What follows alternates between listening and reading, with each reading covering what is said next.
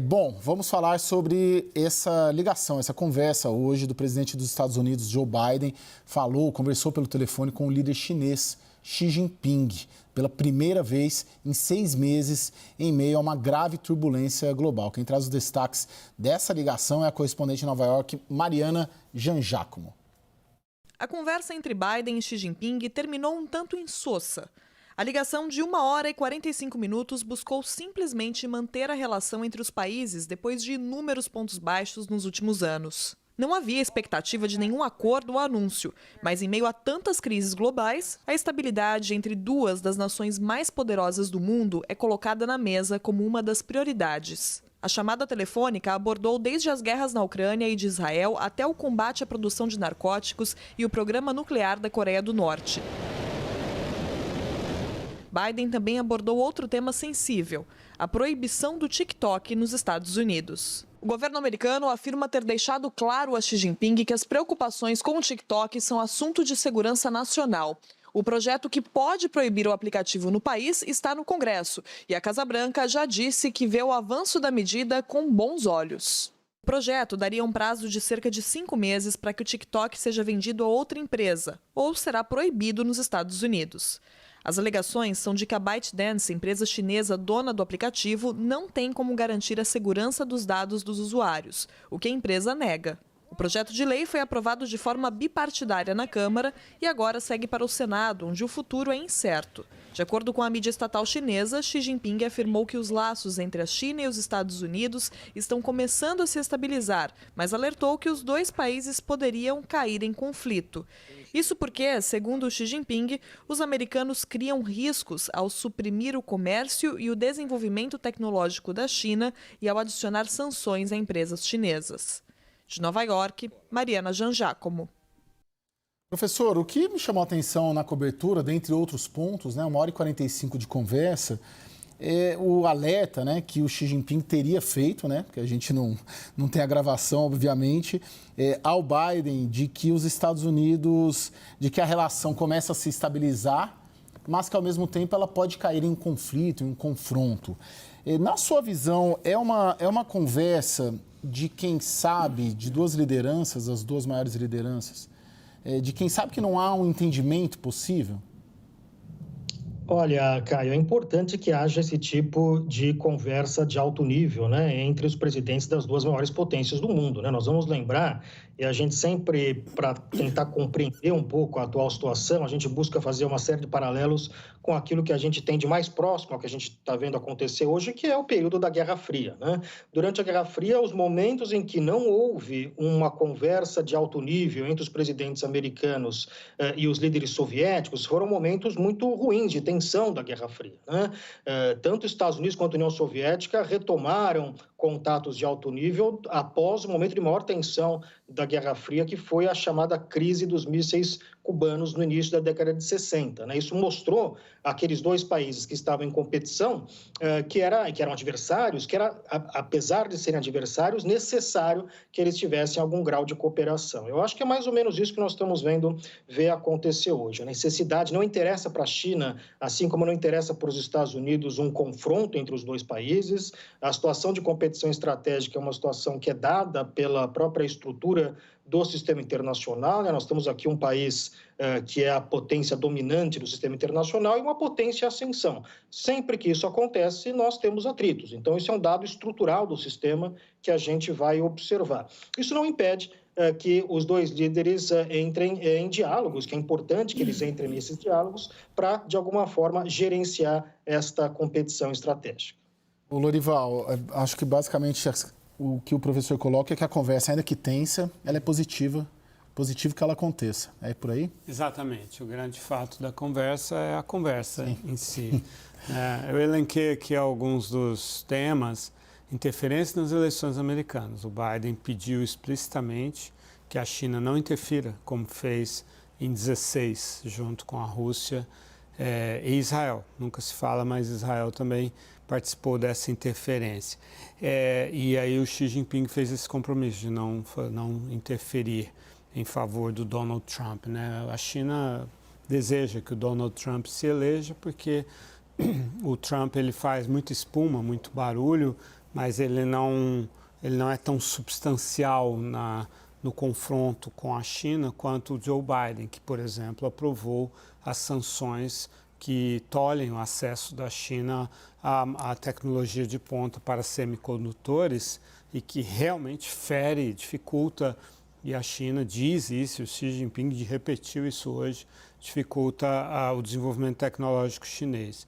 O apoio à Rússia, o apoio à Ucrânia por parte da China, a relação com a Coreia do Norte, o TikTok, né, aí é um interesse chinês, primeiro foi Huawei, agora é o TikTok, né, as empresas chinesas de tecnologia que os Estados Unidos banem, né, práticas comerciais desleais, essa é a visão dos Estados Unidos em relação à China, que acaba tirando empregos dos americanos, isso é um tema importante num ano de eleição, direitos humanos, contatos entre militares, né? Foi decidido em novembro que seria retomada a rotina de contatos entre militares depois daquele ano de 23, que foi um ano sem contatos por causa dos incidentes do balão e da ida da Nancy Pelosi, presidente da Câmara na época, a Taiwan.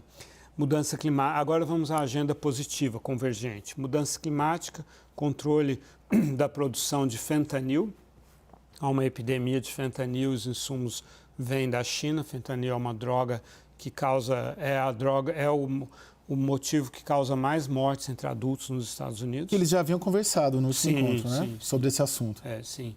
Inteligência artificial, como regular a inteligência artificial. Thaís, só para posicionar aqui, economicamente, quem que está dando as cartas aí dos dois? A China, ela sempre é tratada como a locomotiva do mundo, porque ela é a que mais demanda, né? E ela continua sendo uma locomotiva importante, mas ela perdeu força pelos seus próprios problemas, né? Uma crise imobiliária, uma crise de crédito absurdo, a população sem condições de assumir um protagonismo de consumo e de participação mesmo no crescimento econômico da China, que está transformando o país num país que não vai mais crescer a taxas emergentes, como ela cresceu nos últimos anos, pelo contrário, bem menos do que isso. Uma vez eu ouvi de um economista, uma coisa era a China crescer 10%, 12%, quando o PIB dela era de 2, 3, 4 trilhões de dólares. O PIB da China hoje é de 17, 18 trilhões de dólares. Então, ela já não é mais uma economia de um tamanho de um país emergente. Então, isso é o que está acontecendo na China. Portanto, ela não ameaça mais, ela deixa de ser uma ameaça. Lá fora há economistas dizendo que dificilmente ela vai ultrapassar os Estados Unidos se ela realmente perder a força de crescimento. Do lado dos Estados Unidos, os Estados Unidos também perdeu muito. Perdeu em exportações de agronegócio, perdeu em exportação de commodities em geral para a China. E o imbróglio maior deles é exatamente o que o Lorival estava trazendo aqui, a questão dos chips, a questão da transferência de tecnologia, da quantidade de investimentos. Então, por mais que haja um diálogo e que eles consigam tratar dos seus problemas e dos seus gargalos, a interdependência entre os dois países diminuiu muito, mas ainda existe. Daniel, dentro desses dois polos e depois de tudo que aconteceu em 2023 principalmente, né? Lula teve com Biden nos Estados Unidos, uma viagem mais breve, teve aquele auê todo na China, na viagem presidencial à China, né? Ali aparentemente demarcando ali também uma preferência pelo regime chinês em comparação com os americanos. Hoje, e eu queria colocar também na pergunta as pesquisas recentes, né? As pesquisas deste ano que apontam críticas à política externa conduzida pelo Brasil e a diversos posicionamentos referentes à guerra na Ucrânia, Israel e à política em relação à Venezuela. Hoje, né, março de 24, como que o Brasil, Itamaraty, Palácio do Planalto, está se equilibrando no jogo das duas potências? A visão, por exemplo, de Celso Amorim, principal conselheiro de política externa do presidente Lula, é de que Estados Unidos e China caminham por trilhos paralelos, mas cada vez mais distantes, aprofundando divisões, e que o Brasil tem que se manter o mais distante possível dessa concorrência entre os dois países e aproveitar potencialidades, oportunidades dos dois lados, também tentando criar outras parcerias que estimulem que não haja apenas esse binômio entre Estados Unidos e China. Uma parceria especialmente importante na visão do Palácio do Planalto hoje é com a União Europeia. Agora, a dificuldade que se tem, por exemplo, em concretizar finalmente um acordo de livre comércio com a União Europeia e desenvolver mais o comércio com esse bloco, dificulta que esse pensamento de Celso Amorim ou da Presidência da República hoje se transforme em algo mais objetivo, mais concreto. Também me chamou a atenção, Caio, no ano passado, a Katherine Tai, que é a USTR dos Estados Unidos. USTR é uma espécie de ministério, tem um status de ministro no governo americano, é a pessoa ali responsável pelos assuntos de comércio exterior na Casa Branca. Esteve no Brasil, rodou diversos ministérios e numa dessas conversas ela deixou uma mensagem muito clara. Disse o seguinte: se vocês estão achando que dá para continuar com esse jogo duplo, tentando aproveitar apenas potencialidades da relação com os Estados Unidos e com a China, saibam que isso tem prazo curto. Isso pode acontecer durante algum tempo, mas chegará um momento em que o Brasil, assim como outros países, terão que decidir se apostam numa parceria com os Estados Unidos ou numa parceria com a China. É isso que o Palácio do Planalto, hoje, o governo brasileiro, não admite, não quer aceitar. Agora, pela visão que foi trazida por Washington aqui para o Brasil, é isso que o Brasil precisará enfrentar em algum momento. Professor, as condições do mundo hoje estão melhores ou piores para uma distensão entre Estados Unidos e China? Eu acho que a gente está vivendo um período de deterioração bastante grave numa série de elementos que sustentaram a ordem internacional até então, né? Então, eu diria que hoje a situação, talvez, em termos de estrutura, né, em termos do contexto que nós vivemos hoje, seja pior. Mas você falou em distensão. A distensão ela vem justamente em momentos de tensão, né? Falei aqui agora há pouco da crise dos mísseis cubanos. Foi após a crise dos mísseis cubanos, que foi um tempo de tensão enorme durante a Guerra Fria, que se seguia um período de distensão, né? Então é possível que a gente esteja de fato chegando num nível, né? E nos últimos anos a relação entre China e Estados Unidos deteriorou de forma bastante grave e bastante rápido, né?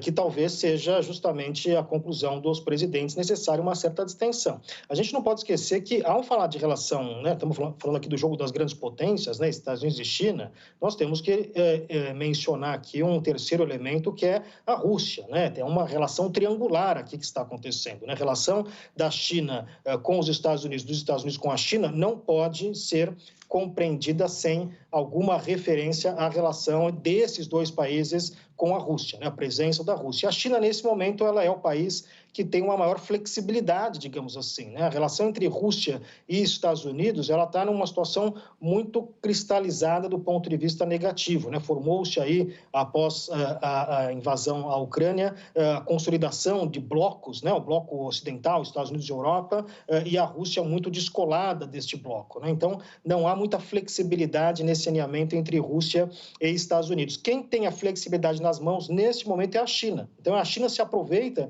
desse momento para manter uma boa relação com a Rússia e evitar que haja um aumento de tensão com os Estados Unidos. Acho que isso explica um pouco mais essa questão que a Thaís colocou, né, os problemas domésticos que a China vem sofrendo, né? A China tem demonstrado algumas questões importantes do ponto de vista da economia, principalmente após o Covid, né, em termos do crescimento da sua economia, questões demográficas.